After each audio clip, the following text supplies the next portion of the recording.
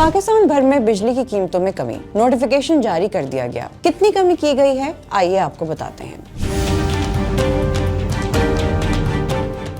National electric power regulatory authority NEPRA ने मुल्क भर के बिजली सार्फिन के लिए माहाना एडजस्टमेंट की मद में बिजली की कीमतों में कमी कर दी है। नेपरा की जानिब से जारी नोटिफिकेशन के मुताबिक कराची के सिवा बाकी मुल्क के लिए बिजली ₹2.12 फी यूनिट सस्ती की गई है, जबकि के इलेक्ट्रिक सार्फिन के लिए बिजली की कीमत में ₹3 फी यूनिट कमी की गई है। नोटिफिकेशन के तहत सार्फिन को बिजली की कीमतों में कमी का रिलीफ मार्च के बिलों में मिलेगा। नोटिफिकेशन के मुताबिक के इलेक्ट्रिक के लिए बिजली दिसंबर 2024 की माहाना एडजस्टमेंट में सस्ती की गई है, जबकि बाकी मुल्क के लिए जनवरी 2025 की एडजस्टमेंट में बिजली की कीमत में कमी की गई। मजीद अपडेट्स के लिए देखते रहिए vnews.pk।